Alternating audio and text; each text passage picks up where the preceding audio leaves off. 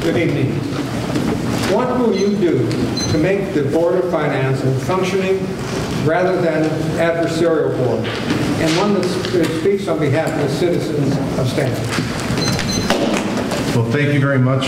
I just want to once again thank everybody up here tonight. Everybody at this table is a volunteer and has spent a lot of time and effort working on behalf of the city. And we may not always agree on issues, but we have to agree that everybody here is out to do what they think is best for the city. And I want to thank each and every one of you.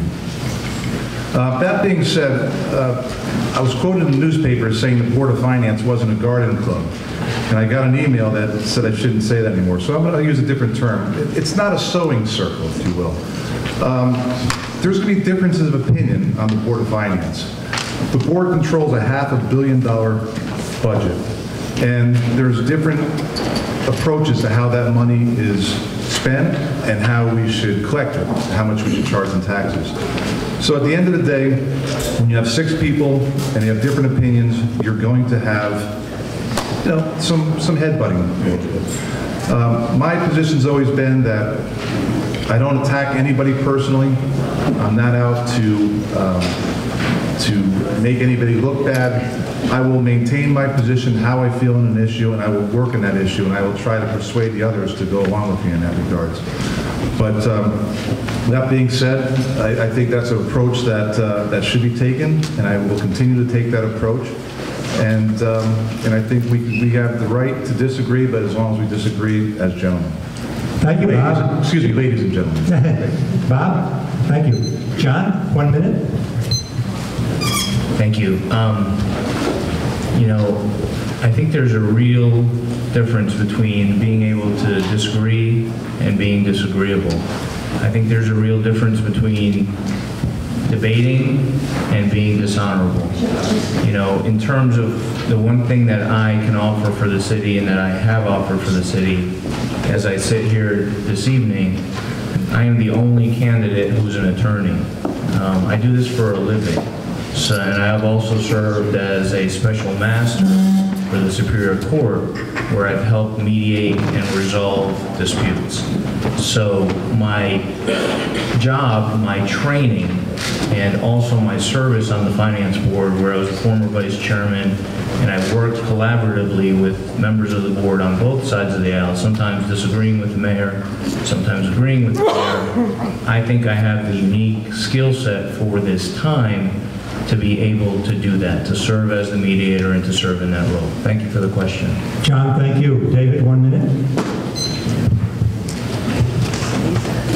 I was president of the Board of Reps for 8 years. Some people call it the board of 40 little mayors. I think people having passion is fine. I think it's wonderful. And let me tell you, we had people that had some passionate opinions, and 40 is a lot harder than 6. And I think Scott will agree with me. We had our moments, but we were able to work it through and get things accomplished. And I think it has a lot to do about respecting one another. You can disagree with one another, but you have to respect them. And are you working in good faith? Are you really being honest about trying to solve the problems of the city, or does it appear that you are working towards personal agendas or trying to cut people off and not have their opportunity to pursue the issues that they need to pursue as part of their responsibility?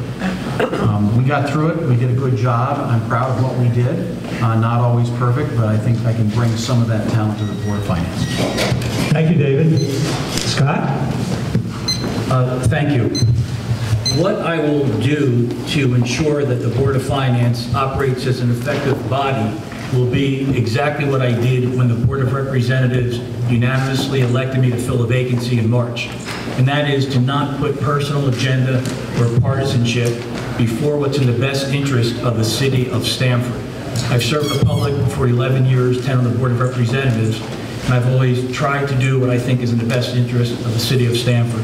And I think it's indisputable that since I moved to the Board of Finance, that once again some key issues that were affecting the quality of life in the city of Stamford are moving forward again. I think when people walk into the Board of Finance now, a lot of the past partisanship and rancor is no more there. And yes, we can have differences of opinion and be advocates for those, but we should always behave in a civil manner. Thank you. Thank you, sir. Cynthia? I'm the only member of, or the only candidate sitting up here who actually doesn't have any experience on the Board of Finance or the Board of Representatives. And I'm probably the one with the least amount of political experience. So what I hope to bring to the board is financial experience. But I will also bring the same respect that everyone talks about. I've been active in my neighborhood. I've worked across party lines with Democrat and Republican representatives to get things accomplished in my neighborhood. I will continue to do that. And I will also support the other board members. When a board member brings forth an issue to put on an agenda or a topic for discussion on the board, I think it is very important to support them. I don't think that any of the board members bring up topics frivolously, and I will support their efforts to advance the agenda of the Board of Finance. Thank you. Mary Lou? Like David Martin, I have spent a lot of time on both the Board of Representatives and also the Board of Finance. And I would candidly tell you that the effectiveness of the board really depends on the dynamics of its individual members and the good and not so good intentions that they bring to those meetings. The city fathers, when they set up both fiscal boards, they set them in even numbers. So there are 6 Board of Finance members, there are 40 Board of Reps members. They wanted to ensure that people were working together. They didn't give you an extra vote on one side or another so that you'd have a majority. They really felt that it was important that the boards came together to solve problems with civility, with common sense, and with the good of the people in mind. Thank you. Joe? Well, I served on the board for almost 24 years. Previously, I served on the Board of Representatives. Joe, we can't hear you. Most of the John Mike's what happened? Get a new mic. And now it's on. Start over, sir. Most of the years that I served on the Board of Finance, I was in the minority. From the first day that I got on, I made a commitment to the taxpayers that I would hold people accountable for every penny of our tax dollars, of your tax dollars. And apparently, a lot of people don't like the fact that I've been correct about 99% of the time on the exposure of corruption, mismanagement, wasteful expenditures of millions of dollars. Thank you. Thank you. John, next question goes to you. What role should the Board of Finance play in the city's day-to-day operations? 2 minutes, sir. Thank you. I think the Finance Board is a very important board. I've been quoted as saying that the Board of Finance, I think of it as a board of directors. We have 6 people, and we're basically charged with, under the charter, of not only making sure that there's fiscal accountability and responsibility, but it's also, to a large degree, a policy-making board. The Board of Finance has its role in all aspects of city government, whether that be on the operations side, whether that be on the capital budget side. So, I see it as a triple responsibility. Number one, we have to maintain our costs down. We have to be smart about what we're doing and what we're putting into our budget, just as if all of us were running a business. We have to look at our costs, but we also need to make sure that what we're doing is we're attracting and maintaining the highest quality, the highest level employees for our services. Otherwise, our business isn't going to do too well. I think the second part is keeping an eye on the revenue. The other part of the budget that people don't think about too much and talk about too much is, Stamford is the city that works. Well, you know what? Should work a little harder so that we get revenue from the city, and so we can keep our own personal property taxes down. the more we can do in terms of smart growth, the more we can do in keeping an eye on revenue. For example, the ECS formula, I've been a big advocate now since there's a new committee. We need to fight. There's $8 billion at stake. We now have folks from Stanford that are part of that committee. Let's go after that money. Let's go where the money is. The third prong, I think, is maintaining and controlling our liability. We can have good people, we can make good money as a city, but if we have lawsuits out there and we're doing all these things, that's part of the control. Thank you. Thank you, sir. David, 1 minute. Could you do me a favor and read the question again, sir?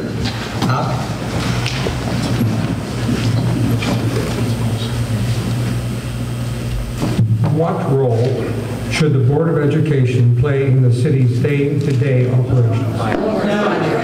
Did you change the question? Did you change the question on me? I think the mayor runs the city. The mayor is charged with the responsibility of running the city, and for the various operating decisions and policy decisions, truthfully, I believe that's the Board of Representatives. But the Board of Finance has some unique powers that are given to it which tell you something about its mission. It's given unique powers over setting the mill rate. It's given unique powers over the audit, and those powers are sacrosanct. I believe that when it comes to the financial decisions of the city, when it comes to the bonding strategy, when it comes to what's happening in the tax collector's office, the Board of Finance should exercise responsible control. And if it has to be on a daily basis, then it has to be on a daily basis. But I don't think that's the way it should be. I think the mayor runs the city, and the Board of Finance should be setting policy, monitoring policy, and correcting things when it's necessary. Thank you. The role of the Board of Finance overall is to be the stewards of fiscal policy and integrity and soundness for the city. I think the Board of Finance is focusing on budgets, the review of all budgets, capital, Board of Ed, city operating, and outside agencies. As was mentioned before, the Board of Finance does have unique powers to conduct audits when it seems appropriate, and they don't always have to be external. They could be internal. The Board of Finance ultimately sets the mill rate, but I think we have to respect boundaries in the Board of Finance. In recent past, the Board of Finance, in my opinion, has sometimes and often acted outside of what its real responsibilities are per the charter. I've seen an encroachment in the legislative side where I came from, and there's clearly a division between what the Board of Finance can do and cannot do. And I think if we focus on the issues I mentioned, we will have a board that works well. Thank you. Thank you. As some of my opponents here have mentioned, I'm sorry, Cynthia, we're having difficulty hearing you.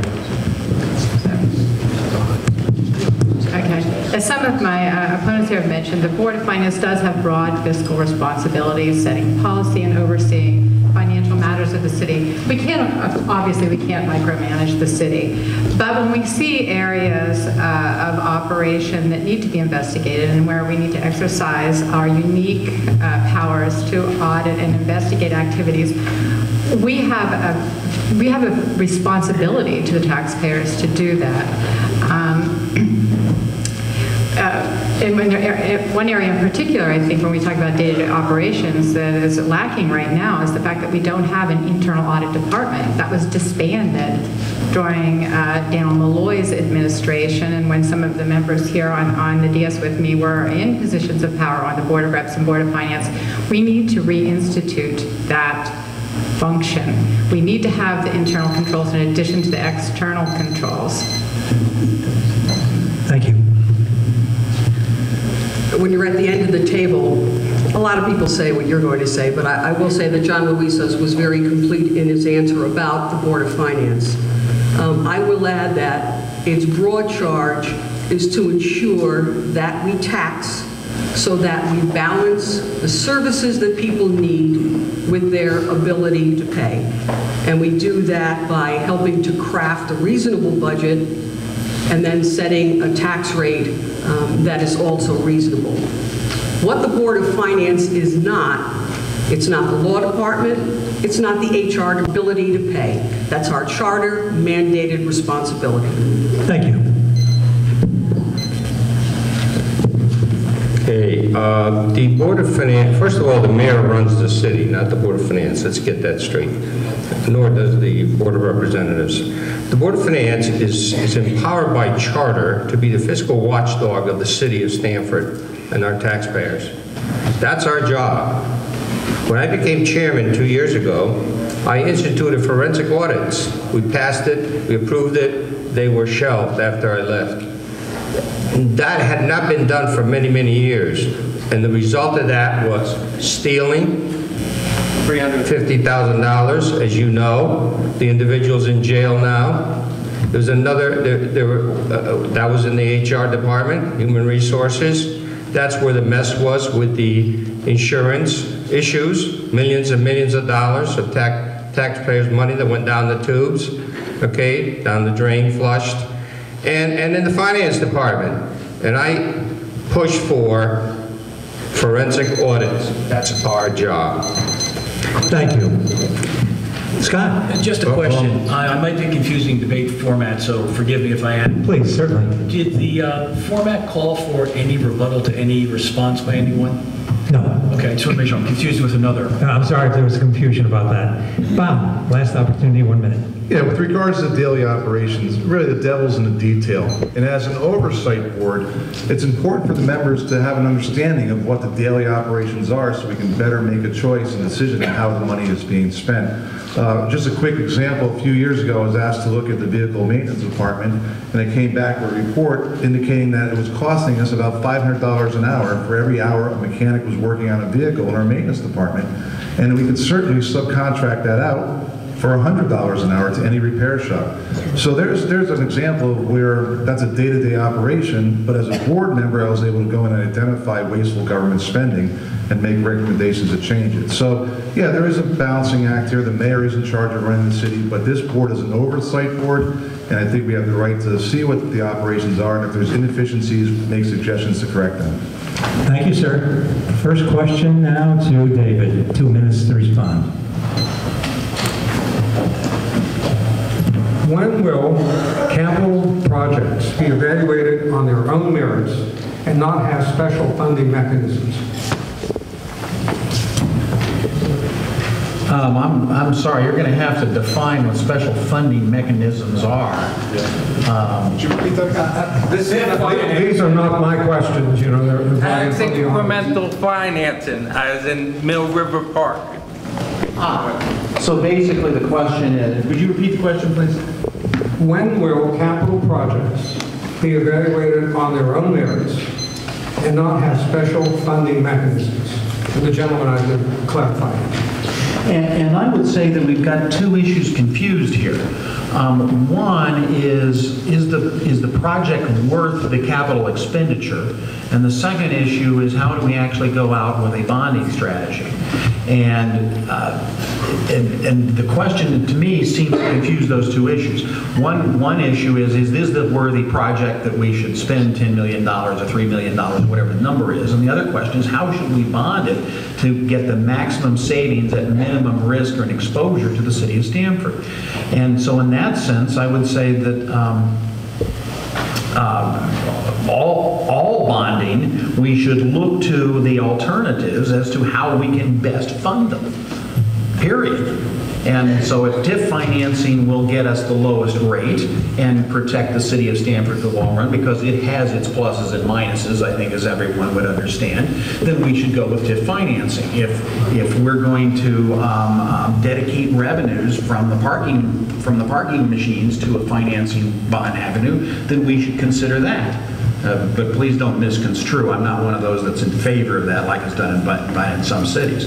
But the financing mechanism should be totally separate from the issue of whether or not it's worth bonding in the first place.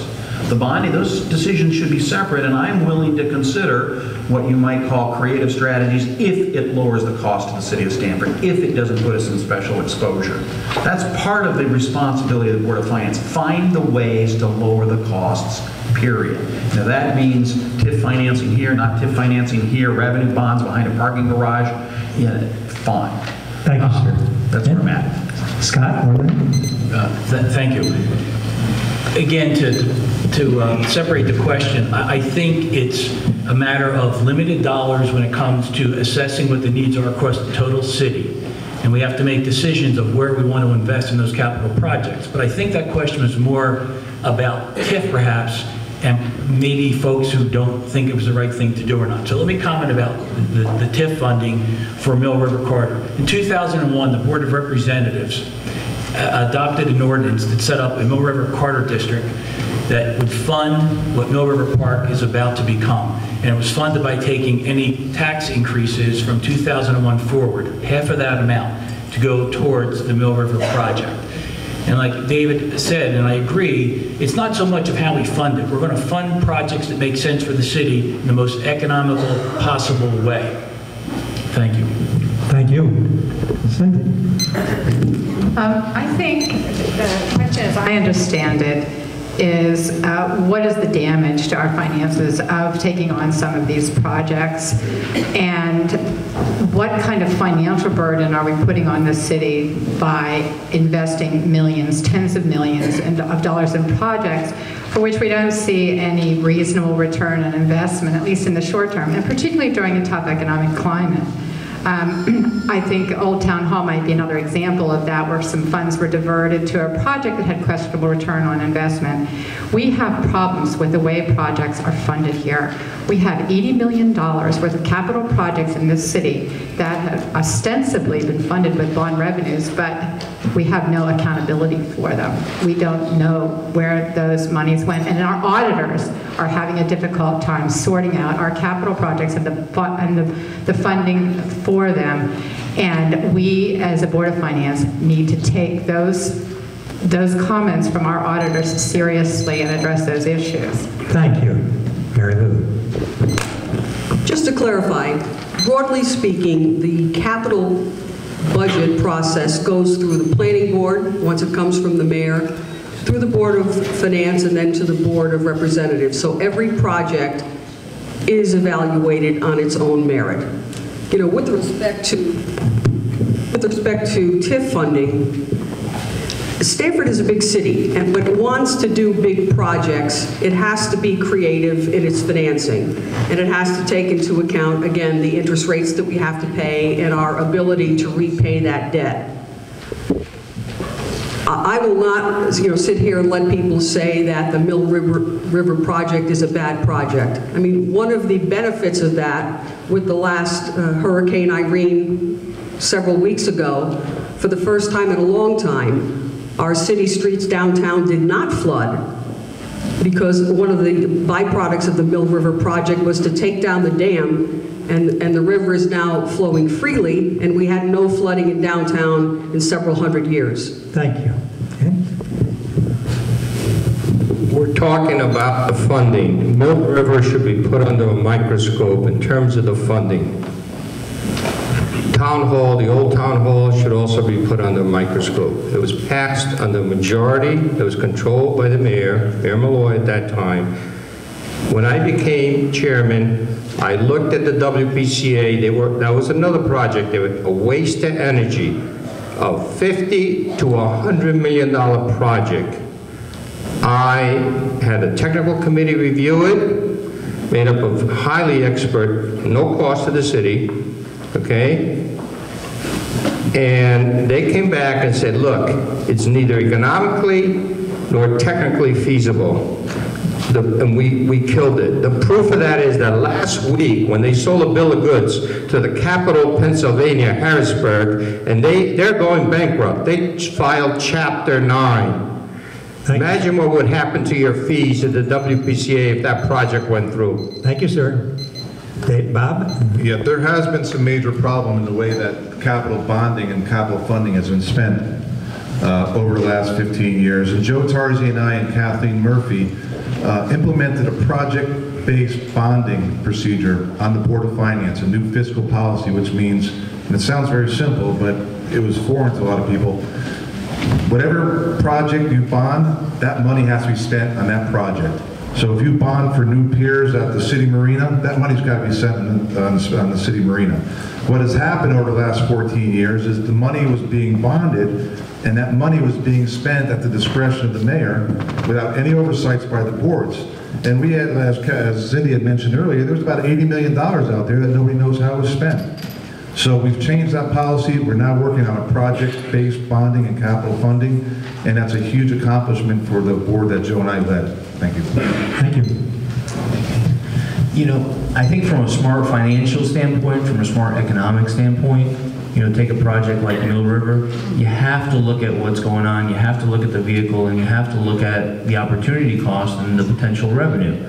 You know, Mill River Park, we have a situation where we're building a new park, it's improving funding, it's bringing people to downtown, it's going to be there for our next generation. And oh, by the way, they just had the groundbreaking on Saturday, and GE Capital was there, investing hundreds of thousands of dollars. The corporations that everybody says doesn't give back to the city is giving back to the city. So in that case, you had a vehicle where an economist would tell you, a financial person would tell you, you're using the TIF funding as a vehicle to not have it be part of your general obligation bonds, to help you with your AAA rating, so that it doesn't be part of that, and you're doing something positive for the city, which has a great opportunity cost. Why do you think in New York City at Central Park, all of the high-rises are built around Central Park, and those are the highest value properties that are going to help bring in revenue? My second part. Thank you. Thank you, sir.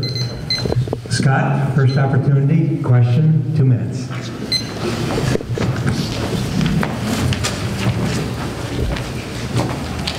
How will you address the underfunded city pension plan? And do you know the size of the unfunded balances? Regarding the pension, it's part of an overall bigger topic of structural costs. And when we look at structural costs, which is medical insurance, pension, other insurance like workman's liability, that's about a $95 million number this year citywide. Another way to think about it, of a $440 million operating budget, those structural costs represent 23% of the operating budget. And again, to drill down even lower, before a curb is fixed, a road is paved, a police respond or fire respond to an alarm, those are fixed costs. So almost 25 cents of every tax dollar are for those structural costs. In terms of the pension, we're about funded at 94% level of our pensions. We're in far better shape than most communities. But how you're really going to get to these structural costs is really a key question. And structural costs need to be addressed when you're talking about union negotiations for contracts. And it's not a matter of declaring war on city employees or unions. It's to recognize the financial realities of what we can and cannot afford, very much the way we manage our household budgets, by common sense, practical decisions. It's very clear that it is not sustainable. Those structural costs are going to double projected in another 2 years. So we're going to need to do things on a pension basis. Instead of a defined, there'll be a contribution made. So the city is not subject to wild swings in markets. We're going to have to look at the contributions that city employees make to health care. It's clear that business cannot continue as usual. That's one of the key things that I've been pointing out as I talk to folks around the city, that we need to address our structural cost, and every union contract is up for negotiation now. Thank you. Thank you, Cynthia, and I just want to say we're very appreciative of how each of you is respecting the time for the others. The city is smothering under the cost of some of our pension plans and medical plans. I think, as Scott pointed out, this is a huge portion of our budget, and the Board of Finance does have the power to approve or disapprove what transpires in these union contracts, and we simply cannot afford to keep paying the rates that we're paying for our medical plans. And I think we even need to look at whether or not some of the retiree medical plans can be sustained any longer at all. So I must admit, this is a topic that I don't have a lot of the statistics at my fingertips, and haven't been as intimately involved with them with other board members, but I assure you I'm a quick study and a student who will take the challenge seriously of getting underneath those and really understanding what our options are with regard to the pension plans and the medical plans. Thank you. I'm the only member of the current Board of Finance that has human resource experience and has employee relations and labor relations experience. We, in fact, were the first board to begin to look at some of the structural costs and to begin to warn the city that these high costs were coming down the road. As a matter of fact, I was one of the people on the board to lead that fight. The one thing I will tell you is that we do not in any way approve city contracts. We can ask for updates on negotiations in executive session, but the Board of Finance does not approve city contracts. It's the Board of Representatives that do that. We do offer, however, an advisory opinion telling them whether or not we approve the contract based solely on the city's ability to pay. Again, that's a very narrow focus for the Board of Finance. Mary Lou is correct. I was the other person, by the way, she's alluding to. The last administration was making deals with some of the unions. In other words, you know, the city won't put in its contribution for a year and this and that. I argue that case. The best educated voter is one who goes and listens to the tapes. Go and listen to the last 8 or 10 years worth of tapes. Then you see what points were being made by whom on the board. Then you see when the board was working, regardless of who controlled the board. But let me tell you something. The Board of Representatives, on September 2nd of 2008, after the Board of Finance render a negative advisory opinion, all right, Mr. Martin was president, they voted to give the non-union members a 30% increase over a few years, okay? This is when the world was falling apart. Thank you, sir. Yeah, I think the chickens are going to come home to roost on the city pension plans. Some of us on the board have been expressing our concerns for years about this. And a couple of things. Our pensions were underfunded under the Malloy administration. And the second big problem that nobody's talking about is how the actuaries have looked at the numbers and the rate of returns on our capital investments. And they're using numbers that may have been down 10 or 15 years ago, but in this market, in this day and age, they're actually quite high. So there's actually going to be more of an underfunding than you think. There is some positive news. We have been working with the administration on changing from defined benefit plans to defined contribution plans. That will take time. We have to work through the union contracts in that regards, but it is moving in the right direction there. Thank you. Thank you. When I was on the board, this issue came up and it was fought for, and what I did is I joined the OPEB board and I volunteered and I became vice chairman of that board, and I rolled up my sleeves and we took the situation you know, by the hand, and we met with our financial folks. We looked at the Board of Education budget, we looked at the city budget, and we said, you know, what are we going to do about maximizing our money? What are we going to do about maximizing our investments? This is a situation that is present. How are we going to make it as best as we can? We have some opportunities coming up as they come up with the contracts. I mean, as was mentioned, the Board of Finance doesn't directly negotiate those contracts, but we have advisory opinions that we have given, positive or negative, in the past, and I think we look at that. But again, don't forget that if this city is just going to say no, if this is going to be a city that does nothing and doesn't have a vision, we're not going to increase our revenue sources, which won't help deal with these issues. Thank you.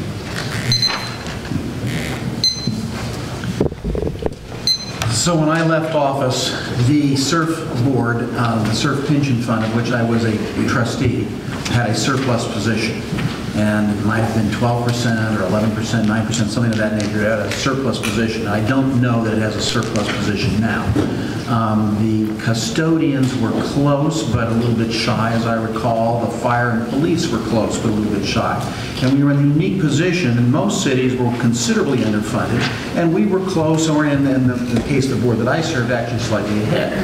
The big hole that we had, and we still have, is the what is referred to as OPEB, to be more precise, is the obligations for the health benefits for retirees that were signed up by mayors and board of representatives perhaps before any of us were born, and have continued on and continued on. And at this point, that is a substantial obligation, and I was on the board that passed the ordinance that required the city to start funding that obligation.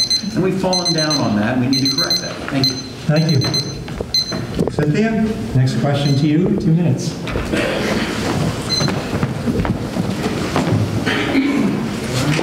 What is your perception of the old town hall, and what would you like to see happen?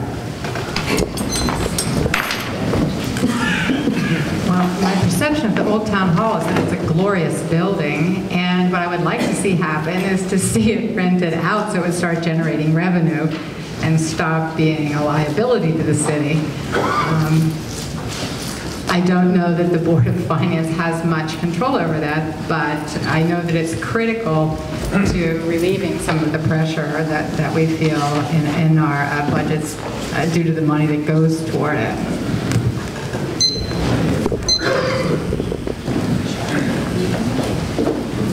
I agree with Mrs. Reeder that the town hall is in fact a beautiful building and an integral part of Stamford's past. It was right to try to preserve it. It was right to try to bring it back to life. And I believe that we will in fact be successful in that effort. Getting a tenant, the right kind of tenant for the old town hall is an effort that everybody should be involved in. As you may or may not know, Mr. Kohlenberg was in fact on the committee that looked at the old town hall, its renovation, its exploration for potential tenants, and also the funding process. So he should be able to shed some light for us on that effort. Thank you. I agree that we needed to renovate the building. However, I think the back of the building is a monstrosity. Reminds me of what they did to the library years ago. You go and look at the back, where Bank Street and all that. I think we need, as I said earlier, my comments, I think that's another area we need to look at, put it under the microscope. I think the numbers there don't make sense. I think the city, by the past administration, was sold a bill of goods, and that's another problem we're going to have. So, let's lay the cards on the table. This city should not have the financial problems that it's facing now and will face in the future, which will restrict the funding that we'll need for other very important projects in the future, unless you want to see double-digit tax increases. Thank you. Yeah, there was a big debate several years ago as to what to do with the old town hall, and the options were to sell it, to tear it down, or to renovate it. So the majority of people in town said, we want the old town hall. It's a piece of our city's history. So I was asked to sit on the board, the renovation board, and the plan was pretty straightforward, and it seemed like a very sound plan at the time. Renovate the building. We had some historic tax credits that we had. We had some money from the state. Some other forms of financing was available. And the projections based on the rental income that could be generated from the building more than covered the expenses, the capital expenses needed to renovate it. So it was a sound plan. Unfortunately, like a lot of other plans that were developed in 2006, 2007, when 2008 came around and the real estate market collapsed, it basically created a situation where we can't find a tenant at this point. But I'm sure the market will correct itself, and at some point in the future it will be rented, and it will be a piece of Stamford history on display for everybody to see. Thank you. I think the old town hall is an example of when that issue came before the finance board, and I was on the board at that time. Bob was on the board, Mary Lou was on the board, Tim Evazia, and Joe Tarzia. We all worked together on that issue. I mean, that's an example of an issue that came before us that was, it was a tough issue. You had to look at it, you had to analyze it, you had to scrutinize what the long-term effects would be, how much money are we getting from the state. And you know what? We all worked together on that. I mean, we debated it, we discussed it, and it's an example of good government. That is the type of thing we need right now. We desperately need good government back in Stamford, Connecticut. We don't operate in a bubble here. We have to compete with other cities, other towns, other states, and we have to bring back good government. The Old Town Hall, I've heard there is interest in that. You know, some of the technological companies, film companies, things like that, people are looking at that building and are interested in that. And the back of the building looks like it looks because they needed it to be different, and they were able to get non-city tax dollars to make that design. Thank you.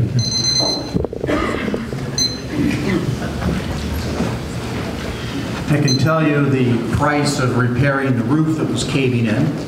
I can tell you the price of trying to stop the mold and mildew that was in the basement. What I can tell you is that preserving the Old Town Hall as a piece of Stamford's history was, as the commercial says, priceless. From the moment it started, it looked to me like we were never going to get a return on investment of that particular property. So should we sell it off to somebody who's going to raise it to the ground? And I considered it, and I decided that this was a piece of Stamford history, a piece of beautiful architecture, and we needed to save it. And we're struggling because, as some other people have said, yes, the economy has dealt with some nasty blows, but I'm proud of what we've done to save it. It's not just sitting there rotting anymore. It is costly, and I hope that the economy returns and we can make it more financially attractive. But I still think it's priceless, and I'm in favor of keeping it, and always have been. There was a fundamental decision the city had to make, whether to preserve part of the history of Stamford and renovate Old Town Hall or not, and I'm thankful that they did.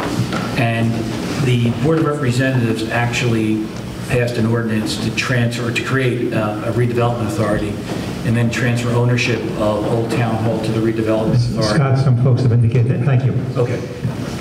The Board of Representatives adopted an ordinance that actually created a redevelopment authority, and for 7 years transferred ownership of that building. Everyone should know, in 2014, the city will once again own that building. In the current year's operating budget, there's about $250,000 to cover any unanticipated operating expenses. I believe the building does have two tenants. I believe one is it's relevant, and I forgot the other. There's two tenants. It's relevant. So I think it has fallen victim to the collapse of the real estate market, the financial market, and when the economy does recover, hopefully the building becomes rented and it can sustain itself. Thank you. Thank you. And also, I thank the person in the back of the room who let me know that you couldn't hear. I need you to do that for me. Give me a signal, put your hand up here. Thank you. First question to Mary Lou, 2 minutes. What changes do you favor in the Stamford City Charter, which will be up for review next year? I believe that the city has a responsibility to look at some of the boards and commissions, although I wouldn't necessarily think about getting rid of them. I'm very much opposed, for example, to the end of the Urban Renewal Commission, but I think there might be some opportunities to consolidate. I think that the Charter Revision Commission should look at things like city departments and how they function. I also believe that they should look at roles and responsibilities, and especially with respect to jobs, to make sure that the work that the city needs to be done in the present is aligned with the responsibilities of those people, and that their skills and talents are more closely aligned. Thank you. City charter changes. First of all, I think the Board of Representatives needs to do a better job in overseeing some of the commissions and boards. About a month ago, since I'm on the RTC, chairman of the candidates committee, one of the candidates said, look, we haven't met. The Commission on Aging hadn't met in over 3 years with over 21,000 seniors in this town. Figure that one out. I think the Board of Finance should be a 3-year term, and I said that in 95, I think it was. I think the Board of Reps should go back to 2 years, and I think the mayor's office should be 2 years. Hold us all accountable. Hold our feet to the fire. That's how you get good government. Not people who get in office and then they come to you 4 years later and promise you something. Thank you. Thank you. Yeah, I really believe that in the charter revision, they should address this whole issue about the ethics complaints and how they're handled in Stamford. Right now, as volunteer board members, whether appointed or elected, we're facing a personal financial liability if somebody lobs a false allegation against us. And if anybody served on a board commission, you're typically indemnified against any type of litigation brought against you in the course of your duties. As it stands now, we had the chairman of the Board of Finance that was facing $100,000 in legal fees for defending his good name. I myself was facing $35,000 in legal fees, and all the charges turned out to be fabricated. So that is something that the charter revision has to look at. They have to indemnify public servants, especially volunteers, so that they cannot be leveraged, they cannot be extorted, and they cannot be forced to vote a certain way in fear of retribution by this financial attack on them personally. Please, ladies and gentlemen, I ask you to respect the wishes to use the time for questions rather than applause. Okay, John? I'm not going to go there on the ethics charges. Let me say this, with respect to the charter, I actually serve as counsel for another municipality, and in my role and my skill set as a lawyer, I've actually been through charter revision before. I think the most important thing that you need to focus on is what can we do to make sure that there are clearly defined roles between the different forms of the government. We have the mayor's office, the Board of Finance, and the Board of Representatives. So every time the charter revision comes up, it should be analyzed and scrutinized to make sure that those roles are specific, that those roles are defined, that those powers are defined, so that you don't have potential infighting. The worst thing for government is when government shuts down.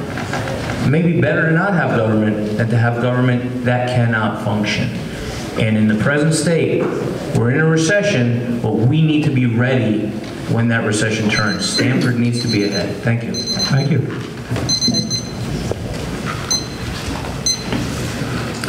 Thank you. First, the Charter Revision Commission has to make a fundamental decision. Is it going to look for fundamental change in the charter of the city of Stamford? Is it going to look for incremental change? Now, those incremental changes can be quite important, but I, for one, believe that Stamford is probably the most successful, diverse city in this country.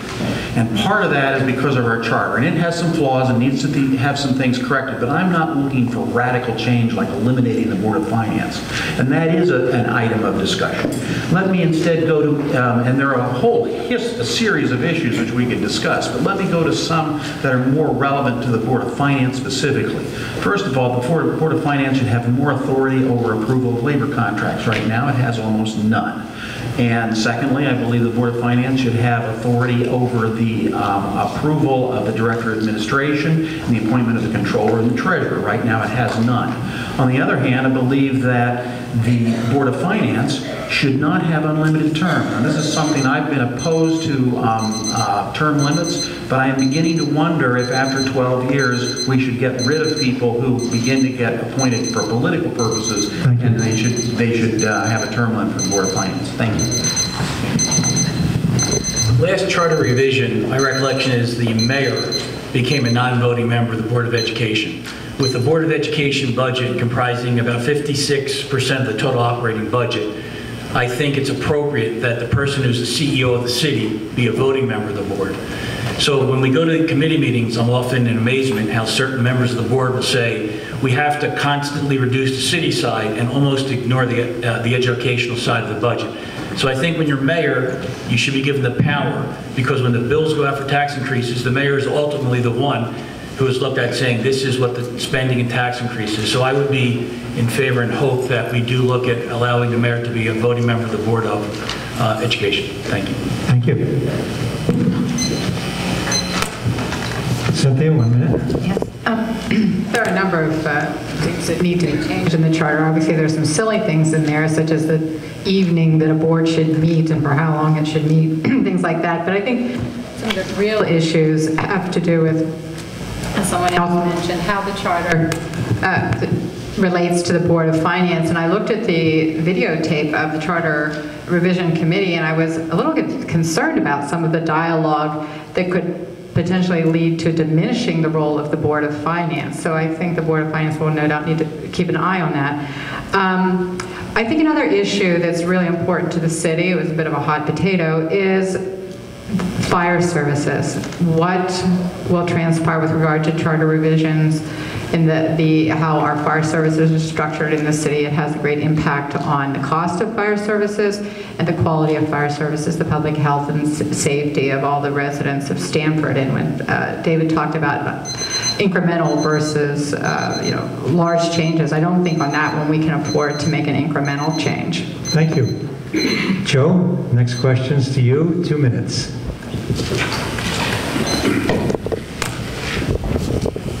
Boy, can you bring me a beer? Are you old enough? Okay. How do you see the Board of Finance's role in follow-up on major capital projects? Oh my gosh, that's a great question. You know, when I became chairman, with the help of Kathleen Murphy and Bob Kohlenberg, who was the vice chairman at that time, what we did was we implemented a system where each project was confined to whatever specific amount of dollars was spent, okay? Was approved, excuse me. And that we also looked at auditing these projects. You know, the SUT, the transit, project down there is millions of dollars over budgeted. We were promised that they would look at it. After I left office, everything dropped. There have been no audits, no review. So the capital projects need to be addressed in a way that you can put the dollar to the project. What happened in the 90s under former Mayor Malloy, what he did was he bundled it, and I fought it on the Board of Finance. I did not get the support. I said you can't allow the mayor to just get, let's say, $50 million approval on the capital projects and then decide within that $50 million to move the money around. And that's what he did. They decided where they put the money, where they wanted to put the money, how many clerks of the works they wanted, and where. And of course, you know, there's issues with that. At least I have issues. So it's one of the reasons why we have a $500 million debt in this town. And you know what? Our AAA rating was dropped by 1 notch. That's under their leadership that they're bragging about. Now, what can I tell you? I kept reminding them continuously, go and listen to the tape, listen to Joe Tarzia, saying they're going to drop our rating. They're going, wait and see what happens. The good times are going to not be here forever. Thank you, sir. Bob, 1 minute to respond. Yeah, the capital has definitely been a problem, and Joe Tarzia, myself, and Kathleen Murphy pushed through, like I mentioned earlier, project-based capital funding, where now, if you're going to capitalize a project, it's going to be identified and the funding are going just to that project. I'll give you a quick example. I guess about 10 years ago, the city marinas were promised new docks. So, of course, in true government fashion, they went and they raised the fees on all the boat owners in anticipation that these new docks were going to come along. Well, the dock money was bonded, it was brought in, but it was used on other projects. And that's a prime example. I think right next door there was some, at West Beach, there was some soccer fields that were built with, who knows, it could have been the marina money. Nobody knows where the money went or how it got there. So it is a major problem. We have corrected it under the leadership of Joe and I. And when I'm back on the board next year, I'll continue to monitor that and work on it. Thank you. Yeah, when I was on the finance board, the bundling in the capital projects is something that I spoke out about. I didn't like that, and actually Joe did join me on that, and I've also voted on issues where Bob and I agreed on. But one thing I didn't do is I didn't go and shut down city government. because I didn't get my way. I have come up with a new initiative called the Little Things Mean a Lot initiative on the capital projects. There are 6 members on the finance board. We take our city, we break it up into neighborhoods, and then each member of the finance board is more accountable and responsible throughout the year for different projects. You know, as you're going through a neighborhood, an area, you take a look, you call people up, you talk to them about it. Bob mentioned about ideas he had about, you know, making things better with the motor vehicles. Let's, throughout the year, be better at communicating and keeping an eye on what's going on with our capital projects. And there's no reason why, as Board of Finance members, we can't do that, and we shouldn't be doing that, because the capital budget comes to us once a year. And then once we approve it, we usually don't know what happens. That's a new initiative. Thank you. David? It's been a while. Can you read the question again? Okay. Have to find it again. The question concerned follow-up on decisions you've already made on projects. Yeah, but basically, should they be audited, or what was the question? How do you see the Board of Finance's role in follow-up on major capital projects? And the answer is yes. We've confused a number of issues here as we've gone around the table. First of all, we have the capital projects budget, and there was an issue of bundling, and the record will show that I was one who was not the rubber stamp of the bundling. In fact, I wrote a memo to the Board of Finance saying I would honor any separation of the projects. I did the same thing on the Board of Reps. We actually had a vote to separate one of the projects because I thought it was a problem. I thought that bundling activity was a problem. I stood against it, and yet there was some bundling that occurred. That is, again, a separate issue than the actual financing, and we're confusing issues here. You know, if money was spent where it wasn't supposed to be spent, then by gosh, there's a serious audit problem. Absolutely.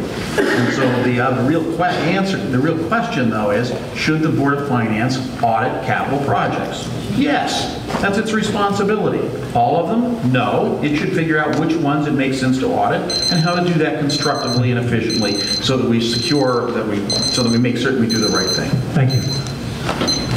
Just want to comment on the credit rating so we don't leave this building and think we're in a state of panic. Standard & Poor's has issued a AAA, the highest investment grade credit rating in the city of Stamford. It's true that Moody's has a AA1, which is second highest. And the reason is because of our rainy day fund reserve, which is $9 million. Let's be clear that the reason, there's a decision we make as a city.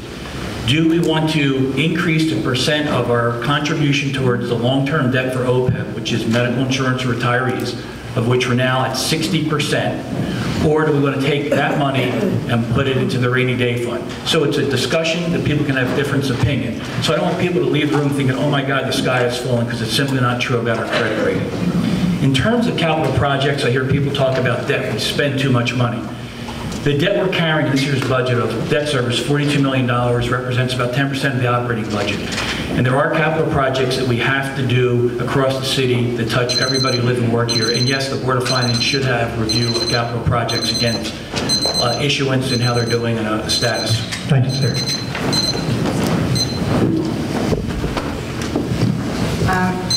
With regard to the how, I think the question was about how the board would address the post-approval process of capital budgets, right? One way I think that's really important is when new appropriations come before the board, that it looks at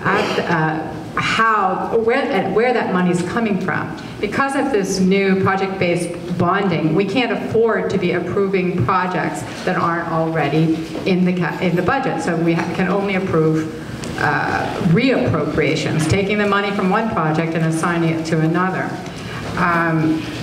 I think that while Mr. Luizzo's suggestion about going around the neighborhoods is one that appeals to some people, I don't think that is the job of the Board of Finance. I think we have to be looking to the operations department, the traffic engineering department, the various departments that are implementing capital projects to prioritize their projects, which is something that I don't think is done very well.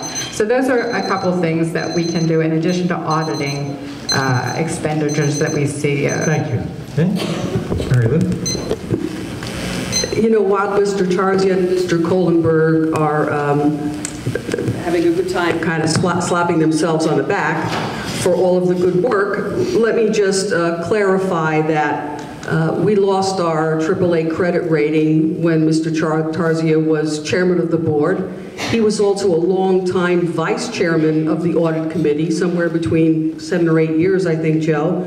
Mr. Kohlenberg is our current audit committee vice chair. So these things happened under their watch as well.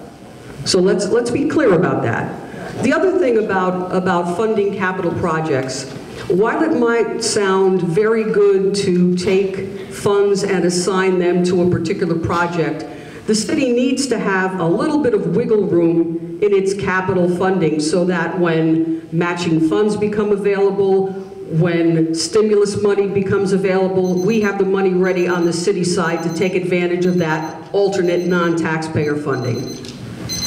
Thank you. Bob, I think we have time for one more question for everybody, leading off with you. 2 minutes. How will you deal with the problem of police overtime? Are you sure we have time for more questions?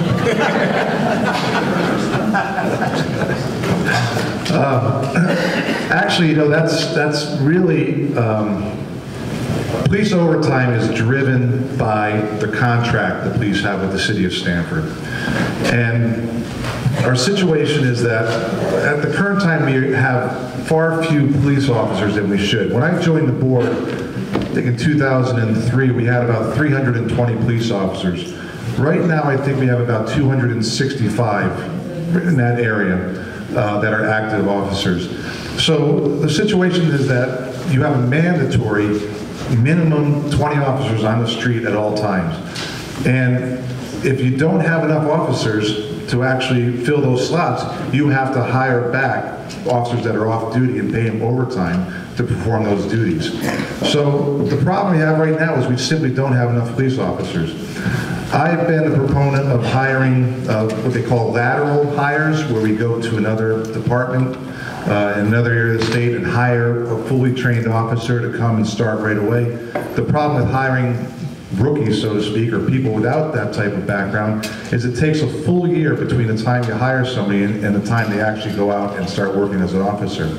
So the problem we have is, yes, we're understaffed on the department. Number two, we're constrained by very strict contract rules, and those are rules that have been negotiated over years. And should there be some changes to those contracts to help the taxpayer? Absolutely. But again, as a Board of Finance member, we simply can advise the mayor on what he can do, and we really have no say in those negotiations. Thank you. 1 minute to each of the rest, and then when Joe finishes, we'll go into closing statements, 2 minutes of each person. Great, thank you. You know, the concept of lateral hires is very common in the legal world. When I was vice chairman of the finance board, it was during that time where a lot of folks were also coming back from the military. So I actually pushed for that. You know, I remember having conversations with the chief. Let's look to get lateral hires. Let's look to other cities where they have experienced police officers. Let's get them in here, because I think we were all hearing the same thing. You know, what's going on with the hiring and where are we? With respect to overtime, there is a balance between having officers which have, you know, full-time contracts and benefits, and then the overtime payment. So there is a balance. There is a sweet spot when you're dealing with how many, you know, police officers you have and what the overtime costs are. We're not there yet. I mean, when I was vice chairman, I was pushing. We need more police officers, and let's get lateral hires in place. And if you look at the tapes or the minutes of the board, you'll find that. So I think it's an important issue. Thank you. Thank you. At the risk of losing all time on police overtime, I want to talk about the AAA bond rating for a second. No, the sky isn't falling, but the question is, why did the sky come down any bit at all? For 20 years, we've had a AAA bond rating, both under Republican mayors and Democratic mayors, and the only time when we were ever put on watch was when we had a 3-3 board and there was a stalemate and some antics going on the Board of Finance. Now we've had a board that's been changed, and it's been made Republican, and I'm not trying to make this a Republican thing, but guess what? Now we've lost that AAA bond rating. We didn't get anything for it. It didn't save us any money, it just cost us money. And the truth is that we've had an outside objective party come in and basically tell us that we're not quite as financially secure and financially sound as we used to be. We need to fix that. And if I'm on the Board of Finance, I'm going to say to the Director of Administration, listen, 2 weeks from now, I want you to come in and tell us how we're going to get this back. Don't tell me it's about rainy day funds. We didn't have rainy day funds 20 years ago, but we did have a AAA bond rating. Thank you, sir. I think as a member of the Board of Finance, it's important to be able to add. So the board is not controlled by any one party right now. There are 3 Republicans, 2 Democrats, and 1 independent. Regarding police overtime, it's not just a matter of what the contract stipulates, but we're now looking at how is overtime deployed? Who gets it? At what rate do they get it? And in fact, I'm the chair of public safety, and there was a selection committee of which Mary Lou and I were members of the Board of Finance, and we've hired an outside company to come in and study the structure of the police department to determine what are the drivers of overtime. Some of the things we need to address in the contract negotiation is move away from things like paying people minimum 4 hours for showing up and doing 10 minutes worth of work. When you hire somebody to do a job at your house, and they tell you it's $40 an hour, and they stay for 2, they don't ask for 160, they're going to ask for the 2 hours worth of work, and that's the same type of thing we should be doing as we address contracts. Thank you. I really don't have anything to add to what Scott just said about the police overtime. But on the AAA rating, I would like to. We lost that rating because the administration for many years, the Malloy administration, didn't provide good guidance to rating agencies and made some promises with regard to what we would put in reserves, and we didn't meet those promises. Now, they downgraded us a notch. It's not the end of the world. It was a message. It was a message that said that we need to do a better job. It's not costing the city a lot of money either. On a $40 million bond rating, it's about $40,000. And the truth of the matter is that rating is probably going to come back, not because of anything we do to the reserves, but probably because the agencies are going to look at whether or not municipalities need to maintain those reserves. So, on the bond issue, I hope that we can bring that to rest. Thank you. One of the things that the general public does not know is that when the city was talking to the rating agencies about the city's rating, we had a relative of a member of the Board of Finance call up Moody's and tell them that the city's rating should be downgraded. Can you believe that? We had a member of our community who pays taxes who called up Moody's and said, you should downgrade us. And in fact, they did. That doesn't help you, that doesn't help me, that doesn't even help the person who made the call. This is just another example of bad government, bad intentions, and an opportunity just to do damage to the city. So I want you to be aware of that. Thank you. Bring us home, Joe. Let's get back to the police contract, huh? It's the most convoluted contract you'd ever want to read. When you can't sleep at night, get a copy of that and you'll find out. For years, I fought on this board. I was probably one of the few people, if not the only at times, who voted against those contracts. I'll tell you, it's a mess, okay? And, you know, they get paid overtime from the time they leave the house, even if they live 50 miles away. We have one person, I think, who lives in, used to at least, in Long Island. No rush to get here, obviously, if you're going to pay time and a half with minimum. Now, I see Mr. Fred Flynn out there, he's the Director of Administration, probably one of the hardest working members of any administration in my career. Okay, we don't always get along on every issue, but let me tell you something. He inherited a mess, a big mess. The untold story about what the city was like when he came into office. Thank you, sir. Ladies and gentlemen, we're at the point where we have closing statements of 2 minutes. I'm sorry. Yes, 2 minutes each. And Bob, would you be? Why don't you start that in for a while? Sure. Okay. Joe, are you prepared with starting? Or would you like to pass on the honors point first? Can I have another beer?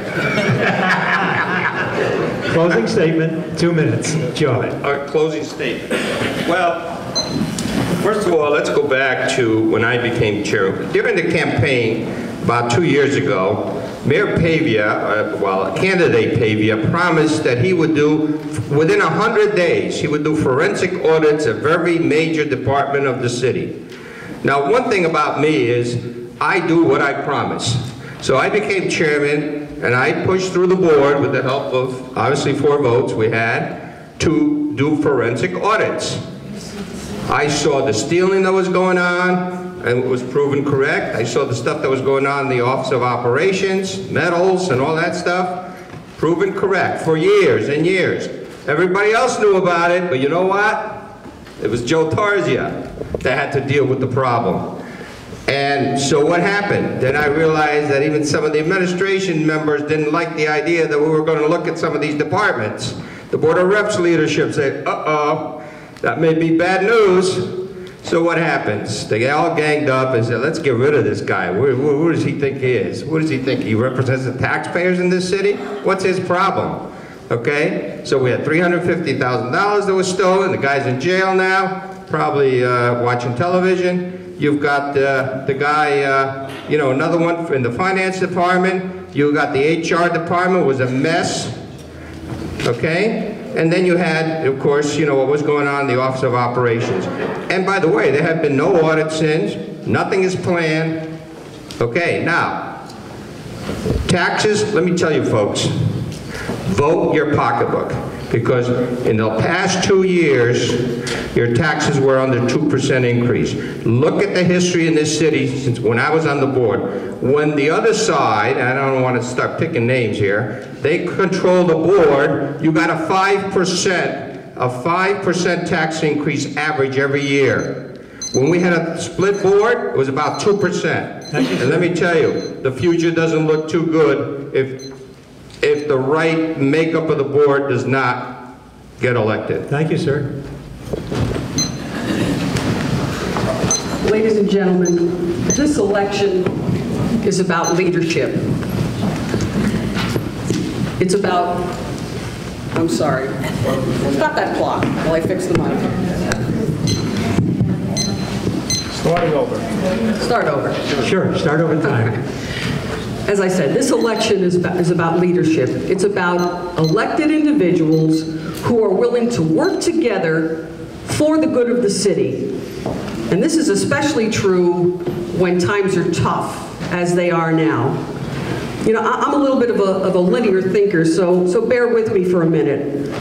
I'd like us to think about Stanford's past and how it's connected to Stanford's future.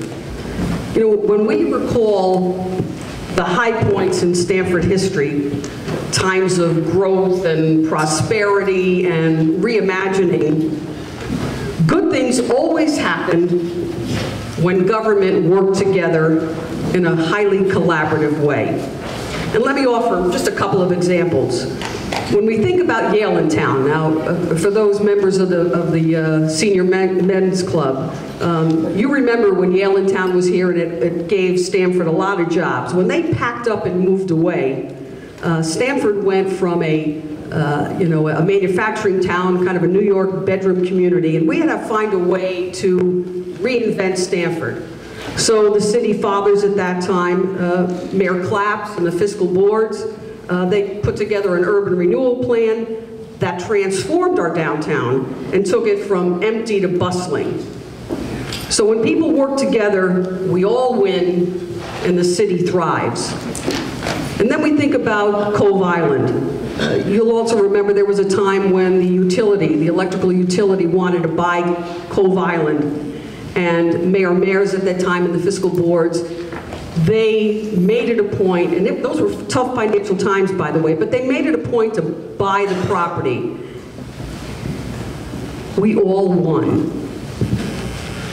Fiscal responsibility is not just about saying no, but it's about knowing when to say yes and when to consider creative ideas. Good ideas are worth looking at and working together to bring about. Thank you, Mary Lou. I'd like to thank the Senior Men's Association and the Hibernian Society for having us, and I want to thank all of you for coming here to hear more about my position and the positions of my opponents. I'm the only candidate here who's not running based on political experience. I'm also the only candidate who's not affiliated with a political party. I'm running on my financial experience. I have an MBA in corporate finance. I have more than 20 years of experience in the financial world, and I work with financial officers and treasurers on a daily basis. But I'm also running with a lot of determination, and it's a determination to change how our tax dollars are spent and how they're managed. We have a real management issue in the city, particularly when it comes to fiscal matters. And I'm running with a determination to ensure that there's more accountability and more transparency in the way that tax dollars are spent. I feel that under the Daniel Malloy administration that there was a damaging relaxation of financial controls. The internal audit department was disbanded. We also experienced double-digit tax increases at times, but although the city's internal audit department hasn't been recreated, it has finally hired a new external auditor that for the first time in many, many years. And when I'm on the board, I will take to heart the recommendations of those auditors, and they will provide the guidance and help set the priorities, and that includes ensuring that the city institutes reliable cash controls and cash processes. That means checks and balances. It means accounting for this $80 million in bond proceeds that had turned into a big piggy bank for everyone. And as I said before, providing more clarity and transparency. I don't have all the answers, but I am a quick study. I'm a hard worker. I will do my homework, I will ask questions, I will ask your questions, and mine, and I will support the other members of the board who have tough questions. Thank you. I began my public service in 2001 when I was elected to the Board of Representatives. For 9 of my 10 years, I served on the fiscal committee, so I've been involved with the budget from the beginning of my public service. I also served as deputy minority leader from 2005 to 2011. I was co-chair of public safety, co-chair of operations, member of transportation and appointments committees. Having served at diverse committees gave me a better understanding of how all the city departments work in concert to deliver the core and key services to the city of Stamford. In March of 2011, I was unanimously elected to fill the vacancy when Joe Tarzi resigned to the Board of Finance. It's fair to say that the Board of Finance was at a logjam. The people's business wasn't moving forward. It was filled with rancor, discord, and a dysfunctional atmosphere. When I moved over, I think I played a pivotal role in getting back to the issues that really matter to the city of Stamford. And I didn't do this because I waved a magic wand or any smarter than anybody else on the board. I did it by reaching out and working with people on both sides of the aisle who, like me, don't have a personal agenda, are not into partisan politics, but were simply interested in doing what is in the best interest of the city of Stamford. We have enough of partisanship in Washington. I'm going to continue to do what I can at the local level to try to rebuild a country so the public has confidence in its leaders and what the government does. My pledge to you is to continue to reach out and work with whatever solution is the best without regard to any party. I think, again, we need to look at managing the city's finances the same way each of you sits down with your family members and decides what you can afford to spend and how to best spend it. It's always about evaluating issues on their merits and thinking what is the right decision to make for the city of Stamford. I'm looking forward to continuing my public service on November the 8th. Thank you. Thank you, Scott. First, I'd just like to say a couple of years ago when I was running for mayor, I had the opportunity to speak to the Senior Men's Association. I was in these halls for more than once, and I just wanted to thank both organizations for inviting me back and for hosting this. And I think you're part of what makes democracy work by doing this.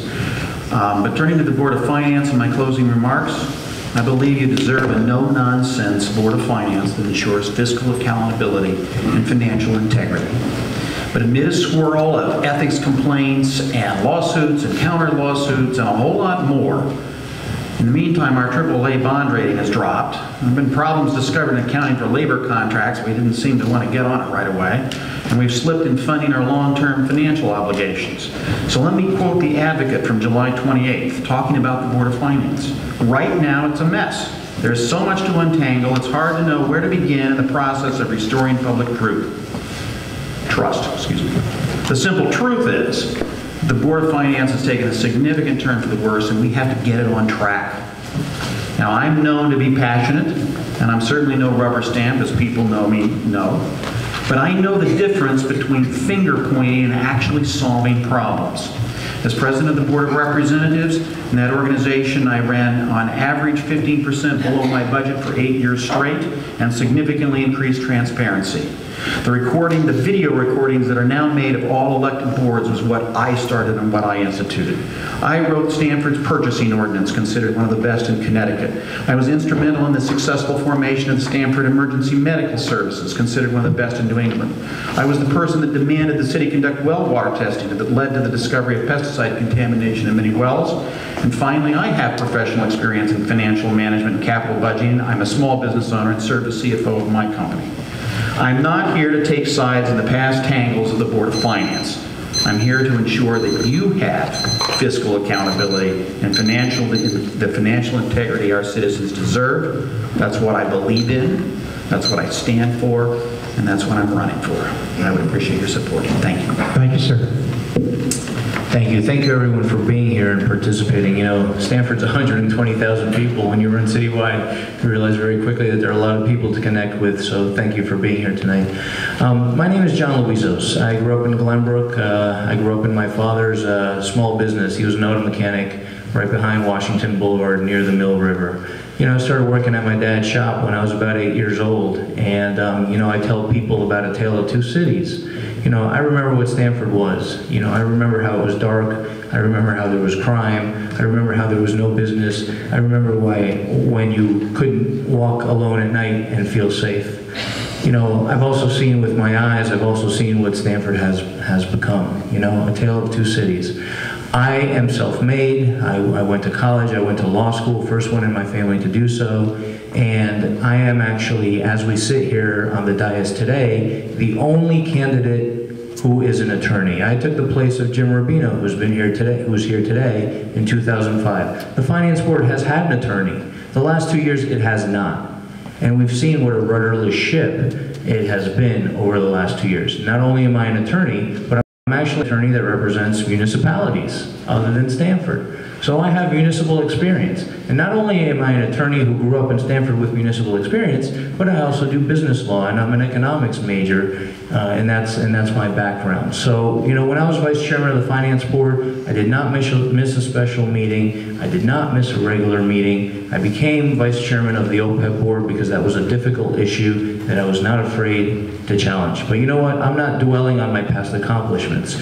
Even having been off the board for 2 years in 2009, I continued. I joined a nonprofit to benefit seniors in need. I've been working hard for that in 2 years. I joined the Child Care Learning Centers, working hard on that. And I have 2 new initiatives. The Little Things Mean a Lot initiative, and I also just obtained the Copper Beech tree for Mill River Park, freeing up $50,000 of money for more trees. And thank you for your support. Please come out November 8th. Thank you. Thank you.